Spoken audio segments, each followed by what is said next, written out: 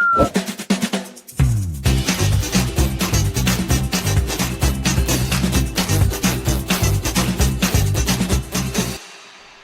Everyone, आइए शुरू करते हैं ऑसिलेशन के तीसरा रिवीजन का पार्ट ये, और ये आखिरी पार्ट। हमने इसके पहले simple pendulum, spring block system, velocity, acceleration, time period, ये सब डिस्कस कर लिया है। अब बेसिकली इस पार्ट में हम डिस्कस करेंगे एनर्जी के बारे में, एंगुलर सिंपल हार्मोनिक मोशन के बारे में, और लास्ट पार्ट डैम्प्ड ऑसिलेशन का, और फिर चैप्टर खत्म हो जाएगा। आइए, मैंने कहा है कि सबसे पहले मैं शुरू करूंगा न्यूमेरिकल्स, और न्यूमेरिकल्स के थ्रू बेसिकली थ्योरी समझाऊंगा। जरा सवाल समझिए, A particle is vibrating in a simple harmonic motion with an amplitude of 4 centimetre. इस क्वेश्चन में दिया है कि उस पार्टिकल का जो एम्पलीट्यूड है वो 4 सेंटीमीटर है। At what displacement from the mean position its energy is half potential and half kinetic। अच्छा, एक मिनट, ध्यान देने वाली बात क्या है सर, सिंपल हार्मोनिक मोशन में आधा एनर्जी काइनेटिक रहेगा और आधा पोटेंशियल रहेगा। इसका मतलब है कि काइनेटिक और पोटेंशियल दोनों सेम ही रहेंगे।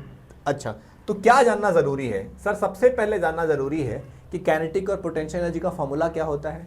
अगर वेलोसिटी ये है तो आपको पता है सर कि जो काइनेटिक एनर्जी होता है उसकी फॉर्मूला है half m omega square into A square minus X square. Correct है। और इसी को हमने ऐसे भी लिखा था कि सर ये काइनेटिक एनर्जी है हाफ के into A square minus X square. ये बेसिकली काइनेटिक एनर्जी है किसी बॉडी की सिंपल हार्मोनिक मोशन में। अच्छा, काइनेटिक एनर्जी मैक्सिमम कहाँ होती है, कितना वैल्यू होती है सर? हाफ के ए स्क्वायर। कहाँ होती है सर? मीन पोजीशन पे। अरे भाई, जहाँ वेलोसिटी मैक्सिमम वहाँ पर काइनेटिक एनर्जी मैक्सिमम, और वेलोसिटी मैक्सिमम कहाँ सर? मीन पोजीशन पे। सिमिलरली काइनेटिक मिनिमम कहाँ होगी सर? एक्सट्रीम पोजीशन पे, क्योंकि वहाँ बॉडी एक पल के लिए रेस्ट पे होती है। अरे भाई, काइनेटिक एनर्जी तो मोशन की वजह से होता है ना, तो जब बॉडी चल ही नहीं रही होगी तो वहाँ काइनेटिक एनर्जी कैसे आएगी? तो काइनेटिक एनर्जी सबसे ज़्यादा मीन पर, क्योंकि स्पीड ज़्यादा। काइनेटिक एनर्जी सबसे कम मीन एक्सट्रीम पर, क्योंकि वहाँ पे बॉडी रेस्ट पे। चलिए, ये फार्मूला। हाँ जी, इसके बाद हम बात करते हैं पोटेंशियल एनर्जी के बारे में। आपको पता है कि सर पोटेंशियल एनर्जी है half m omega square x square. इसी को बेसिकली हम लिखते हैं हाफ के एक्स स्क्वायर। अच्छा, अब बताओ मैक्सिमम पोटेंशियल एनर्जी कितना सर? हाफ के ए स्क्वायर। कहाँ पर? एक्सट्रीम पोजीशन पर। बट एक्सट्रीम पे तो काइनेटिक जीरो होती है। अरे भाई, एक्सट्रीम पे काइनेटिक जीरो है, पोटेंशियल मैक्सिमम है। मीन पोजीशन पे काइनेटिक मैक्सिमम है, पोटेंशियल जीरो है, क्योंकि यही काइनेटिक तो वहाँ कन्वर्ट हुआ पोटेंशियल में। अगर आप मीन से एक्सट्रीम की तरफ जाते हो, ये जीरो ये प्लस ए, तो जैसे जैसे यहाँ से यहाँ जाओगे क्या होगा? काइनेटिक एनर्जी कम होती जाएगी, पोटेंशियल एनर्जी बढ़ती जाएगी। और इन दोनों का मिनिमम पोटेंशियल एनर्जी कितना? जीरो। कहाँ पर? मीन पोजीशन पर। ठीक है, कुछ डिफिकल्ट क्वेश्चन में मीन पे पोटेंशियल जीरो नहीं होती है, उसका जिक्र नहीं करते हैं, बट ठीक है। इन दोनों का अगर हमने मिला दिया तो सर क्या है? टोटल एनर्जी बनता है। टोटल एनर्जी मतलब काइनेटिक प्लस पोटेंशियल, ये कितना है सर? हाफ के ए स्क्वायर या फिर हाफ m ओमेगा स्क्वायर ए स्क्वायर। ये एनर्जी हमेशा क्या रहती है सर? कांस्टेंट, क्योंकि जैसे जैसे काइनेटिक कम होगी वैसे वैसे पोटेंशियल बढ़ता जाएगा, एंड वाइस वर्सा। तो दोनों का एडिशन हमेशा क्या रहेगा? कांस्टेंट। अच्छा, जब आपको पता है कि जब काइनेटिक एनर्जी और पोटेंशियल एनर्जी दोनों सेम होते हैं तो वो पोजीशन क्या होती है सर? मीन पोजीशन से उसकी वैल्यू है plus minus a by root two. Plus minus a by root two मतलब ये है मीन पोजीशन, ये है एक्सट्रीम पोजीशन, ये निगेटिव एक्सट्रीम। तो जब x is equal to plus minus a by root two, इधर भी और उधर भी, ए बाई रूट टू है वो जगह जहां पे काइनेटिक और पोटेंशियल हमेशा क्या होते हैं? सेम। चलिए, आइए अगर ग्राफ की बात की जाए तो सर एक कैसा ग्राफ आएगा सोचो जरा। मीन पोजीशन पर एक होगा मैक्सिमम और दूसरा होगा वहीं पर जीरो, क्योंकि मीन पोजीशन पर ये मान लो x is equal to zero, ये है भैया x is equal to plus A, ये पॉजिटिव एक्सट्रीम की बात हो रही है, और यहाँ है negative extreme x is equal to minus है। अब बताओ काइनेटिक क्या होगा सर? काइनेटिक ग्राफ आखिर स्क्वायर से वैरी कर रहा है तो होना तो हाइपरबोला है, ऐसा होगा काइनेटिक और पोटेंशियल ग्राफ। अच्छा, जिस जगह पे दोनों सेम है ये वैल्यू क्या है सर? ये वैल्यू है a बाई रूट टू। जिस जगह पे दोनों सेम है सर ये है minus a by root two. तो काइनेटिक और पोटेंशियल पहली बार कहाँ सेम होते हैं? a बाई रूट टू पे। अब सवाल, इसमें क्या लिखा हुआ है? कितना आसान है ये। तुमसे क्या पूछा है? At what displacement from the equilibrium position is it's energy half potential half kinetic. मतलब एनर्जी सेम हो, और एनर्जी जब सेम की बात हो रही हो तो कौन सी जगह पे सेम होती है? a बाई रूट टू पे। a का मतलब 4 by root two, So 4 by root 2 is equal to 2 root 2 centimeter. 2 love. Next, the amplitude of a particle executing simple harmonic motion is 3 centimeter. Fine. कितना है amplitude? 3. The displacement at which, सुनना मेरी बात ध्यान से, सवालों के थ्रू समझ में आ गया concept. Sir, the displacement at which its kinetic energy will be 25% more than the potential energy. अरे क्या डिस्प्लेसमेंट चाहिए जहां पर काइनेटिक एनर्जी 25% ज्यादा है पोटेंशियल से. 25% ज्यादा मतलब 1/4 ज्यादा. सो 1 पहले से प्लस 1/4 ज्यादा. So this times of potential energy. So kinetic energy बोलो half m omega square into A square minus X square. 25% ज्यादा है मतलब 1/4 पहले से ज्यादा है, तो ये आएगा basically 5/4 times of half m omega square x square. साफ समझ में आ रहा है कि m omega square half of cancel, x नहीं निकल जाएगा यहाँ से. वो भी हमें चाहिए इन टर्म्स ऑफ डिस्प्लेसमेंट. मतलब एनर्जी में मैक्सिमम इतना ही करना है कि बस फॉर्मूला याद रखो भैया, और ऑफकोर्स उसके वैल्यू मतलब क्या है, m का मतलब ओमेगा ए ऐसा. हाँ जी, जैसे एक और क्वेश्चन देखो. For a particular particle executing simple harmonic motion, its potential energy is 8 times its kinetic energy at certain displacement from mean. कितना आसान क्वेश्चन है. Half m omega x square, इसकी वैल्यू पोटेंशियल एनर्जी क्या लिखा हुआ है, the value of potential energy is 8 times of kinetic energy. बस हो गया हाफ m. देख रहे हो, सिंपल, बस फॉर्मूला पुटिंग क्वेश्चन है दोस्त, बस इतना ही है. हमें क्या करना है, वैल्यू ऑफ x चाहिए in terms of amplitude. Same तो है भाई पहले वाला ही, m ओमेगा स्क्वायर वैसे भी कैंसिल हो जाएगा. हाँ जी. A body of mass m execute simple harmonic motion along x axis with frequency n. सुनना मेरी बात ध्यान से. At a distance x from the mean position, ये मीन पोजीशन से x डिस्टेंस दूर, it's the body has kinetic energy k and potential energy p. अच्छा, इस जगह पे p पॉइंट पे इसकी काइनेटिक एनर्जी k है, पोटेंशियल एनर्जी p है. Then how much is the total energy, and answer is k plus p. Kinetic plus potential हमेशा same ही रहता है. जैसे जैसे काइनेटिक कम होगा पोटेंशियल बढ़ेगा, पोटेंशियल कम होगा काइनेटिक बढ़ेगा, दोनों का एडिशन हमेशा कांस्टेंट. अच्छा, व्हाट इज द एम्पलीट्यूड. अरे भाई, जब टोटल एनर्जी निकाल ही चुके हो तो फिर एम्पलीट्यूड निकालने के लिए टेंशन क्या लेना. क्या होता है, हाफ m ओमेगा स्क्वायर ए स्क्वायर, खत्म. इतना ही तो है. क्या ओमेगा की वैल्यू दी हुई है? नहीं. बच्चा बोलेगा सर ओमेगा कहाँ से निकाले, अरे फ्रीक्वेंसी दिया है ना. So omega is equal to क्या sir, omega is basically 2πn. खत्म हो गया. तो क्या आएगा यहाँ से बताओ, 2 times of k plus p is equal to m into 2πn का स्क्वायर इंटू बेसिकली क्या, a का स्क्वायर. अब मैं पुट करके आंसर नहीं निकाल रहा हूँ, तुम निकाल लेना. Got it. चलिए, हाँ जी बच्चे, इसके बाद है composition of two simple harmonic motion. Composition मतलब दो सिंपल हार्मोनिक मोशन का एडिशन. मतलब एक बॉडी है, वो सिंपल हार्मोनिक मोशन में ऑलरेडी था. अगर दूसरे सिंपल हार्मोनिक मोशन में कोई बॉडी होता और वही फोर्स अगर पहले को मिला होता तो क्या होता है. कंफ्यूज नहीं करता हूँ. सबसे पहले तो ज़रूरी है कि ये वेव और वेव ऑप्टिक्स के लिए बहुत ज़रूरी है क्या. टॉपिक का नाम भले ही कंपोजिशन है बट होता सिर्फ वेक्टर एडिशन है. The net displacement produced by two or more simple harmonic motions is the vector addition of individual displacements. वही लिखा हुआ है. अच्छा, जैसे कि दो सिंपल हार्मोनिक मोशन है, a1 sin omega t plus alpha 1, दूसरा है a2 sin omega t plus alpha 2. पहले का phase omega t plus alpha 1, दूसरे का फेज ओमेगा 2 प्लस अल्फा 2. अब बताओ अगर इनको ऐड किया जाए तो जो नया डिस्प्लेसमेंट होता है r sin omega t plus alpha 1, और r क्या है sir, under root a1 square plus a2 square plus 2a1 a2 into cos of alpha 1 minus alpha 2. a1 a2 vector नहीं है, बट क्वेश्चन को सिंपल करने के लिए हम उसे वेक्टर की तरह ट्रीट करते हैं कंपोजिशन में, क्योंकि एक ही बॉडी को दो सिंपल हार्मोनिक मोशन मिला हुआ होता है. एंड tan अल्फा मैंने कहा ना, ये बेसिकली वेक्टर है.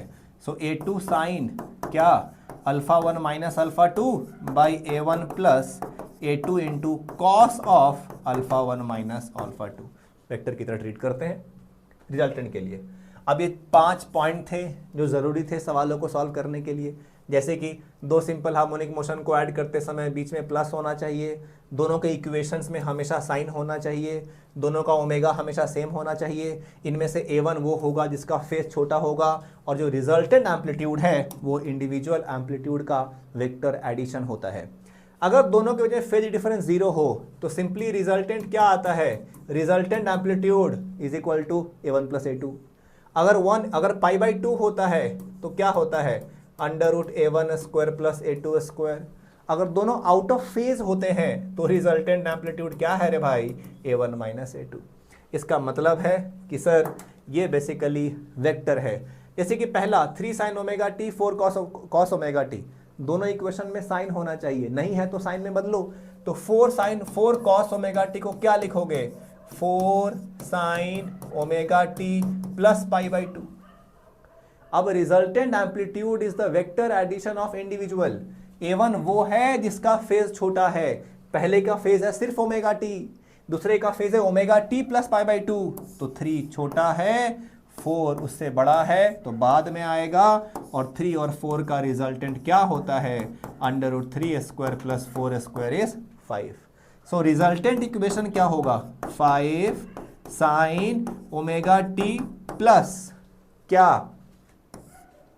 ये है फाई, तो tan फाई क्या लिखेंगे बताओ sir, tan phi is equal to opposite by adjacent, so 4/3, and tan theta 4/3 किसका, 53 degree of course, so omega t plus 53 degree.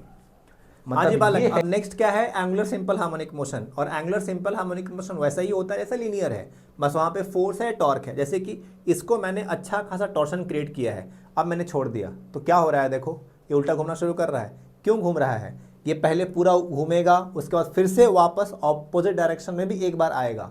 अब मैंने बहुत ज़्यादा टॉर्शन कर इसलिए घूम रहा है वो। रीज़न क्या है कि सर वहाँ पे सिंपल हार्मोनिक मोशन में, लीनियर वाले में वहाँ फोर्स था सर, यहाँ बेसिकली क्या है, यहाँ टॉर्क है। वहाँ पे लीनियर एक्सेलरेशन, यहाँ पर एंगुलर एक्सेलरेशन। वहाँ पे 2 pi under root m by k, यहाँ पे 2 pi under root I by k. I मतलब मोमेंट ऑफ इनर्शिया, जैसा वहाँ था वैसे यहाँ है, बस वहाँ पे लीनियर था, यहाँ पे बेसिकली क्या है, एंगुलर है।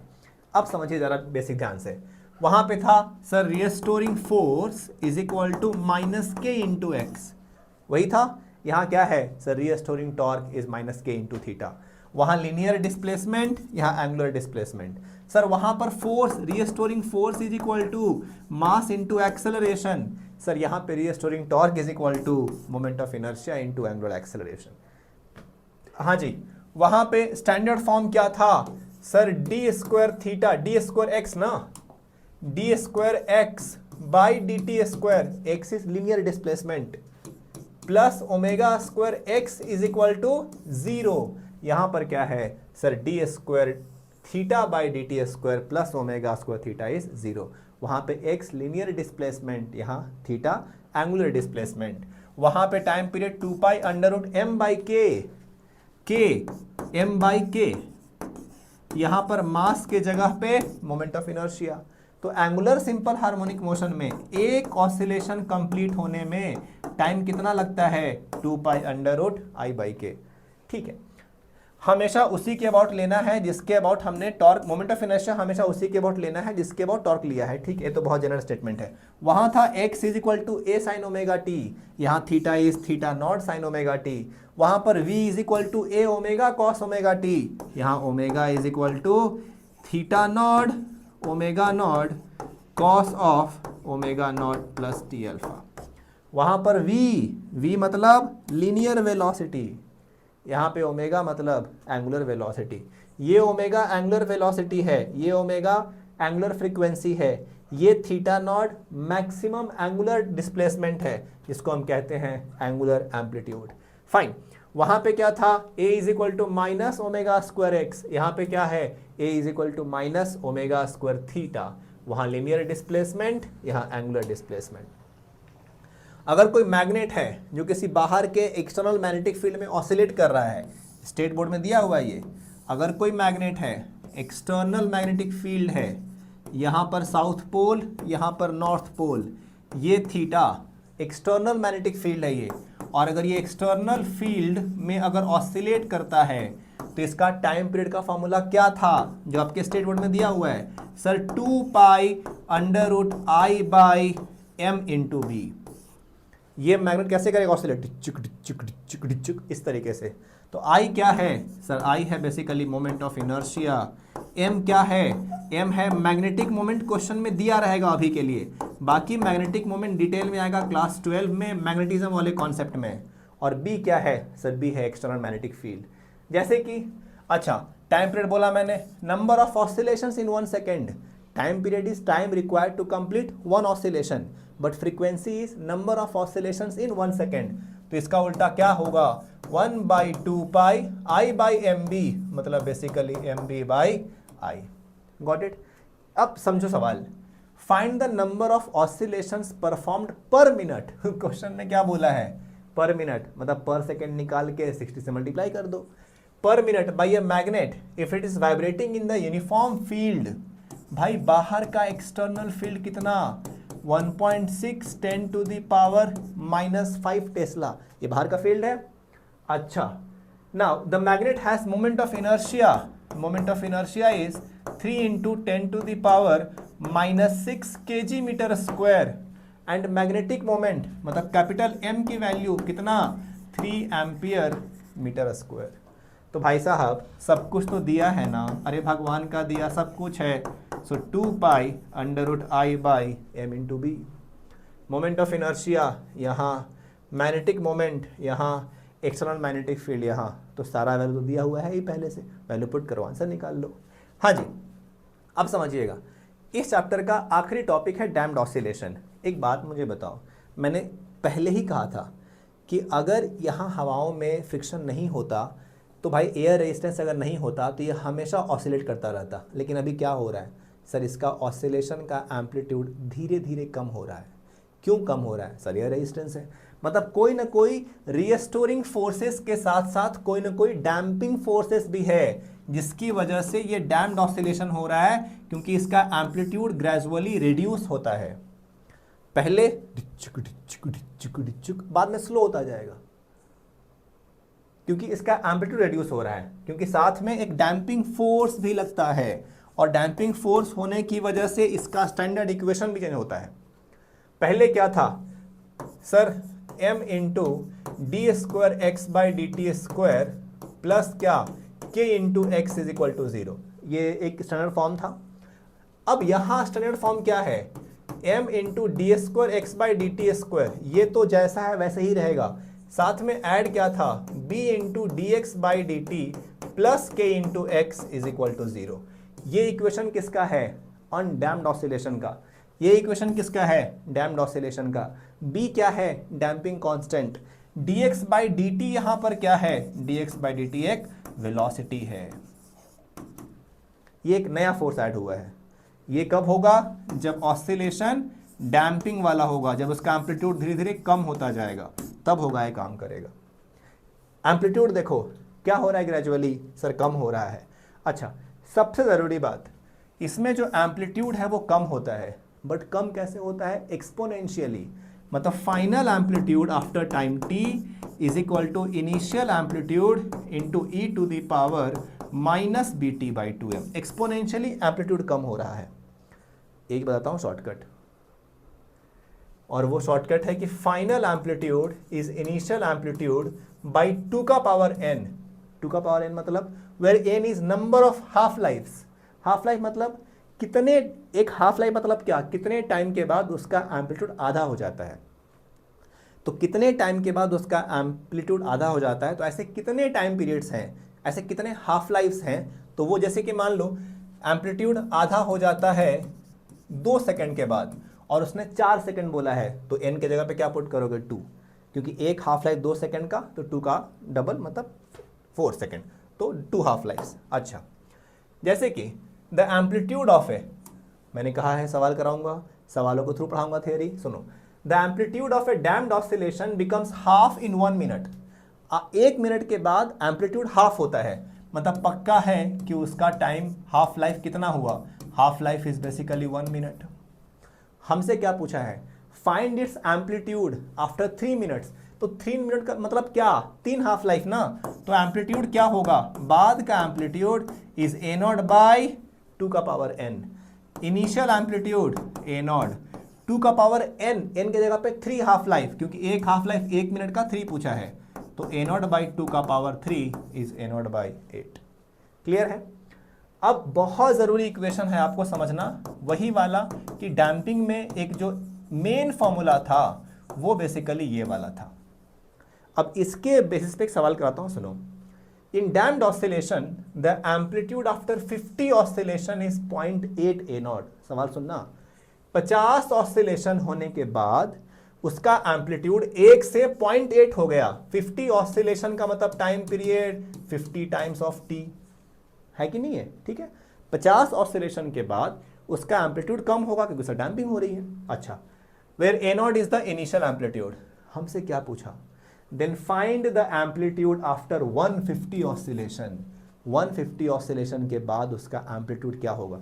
एक मिनट, 2 स्टेप में सवाल सॉल्व करते हैं। सर फाइनल एम्पलीट्यूड कितना, 0.8 ए नॉट, कितने टाइम के बाद, 50 टाइम पीरियड के बाद, सो ए नॉट ई का power minus b damping constant into 50 times of t by 2m। चलो इसमें तो कोई तकलीफ नहीं है। अच्छा, ए नॉट सर कैंसिल, तो यहां से 0.8 की वैल्यू क्या आएगी, ई का power minus B by 2m into 50 times of time period. इतना हो गया। सर ये तो दिया है, लेकिन हमसे सेकेंड पार्ट में क्या पूछा है, सर हमसे ये पूछा है कि अगर 50 ऑसिलेशन के बाद उसका 0.8 ए नॉट होता है एम्पलीट्यूड ए नॉट से, तो 150 टाइम पीरियड के बाद क्या, let the final amplitude be A, initial A not ई का power minus B by 2m into time. But अब टाइम क्या है, 150 टाइम्स ऑफ टाइम पीरियड। पहले था 50, अब 150। अब जरा सोचो इसको हम क्या लिख सकते हैं। अरे भाई ये तो यही है ना, E not minus B by 2m into क्या, 50t इंटू 3 पावर में, है कि नहीं है। अब ये पूरी वैल्यू हमें पहले से मालूम है, कितना है भाई, ये है 0.8, तो ये जो आंसर आएगा वो क्या आएगा, ए नॉट इंटू 0.8 का पावर 3। अब देख लेना जो भी है, आई थिंक 0.56 वाला आंसर आता है। गॉट इट, चेक कर लेना एक बार, वही आएगा। सो कभी कभी हमें 150t को 50t इंटू 3 भी लिखना पड़ सकता है, और फिर पूरी की वैल्यू हमें वहां से निकालनी पड़ेगी जो पहले हमने निकाला हुआ है। वही था ना, e का power minus B by 2m into 50t का वैल्यू क्या है, 0.8, सो 0.8 का power 3। Got it, I think हो गया। हाँ, इसका तो वे भी शुरू है शायद, एग्जैक्टली जैसे पहले का सवाल था वैसे ये वाला भी सवाल है। चलिए, बहुत बहुत धन्यवाद। और इस तरीके से आपका पूरा का पूरा ऑसिलेशन का रिवीजन शुरू हुआ है। हमने कोशिश की कि हर तरह के टॉपिक, हर तरह के सवाल को इंट्रोड्यूस करूं और उसके बेसिस पे थ्योरी समझाऊं। अगर आपको ऐसे और लेक्चर और किसी चैप्टर का चाहिए होगा, प्लीज़ कमेंट में बताइएगा, मैं कर दूंगा वो।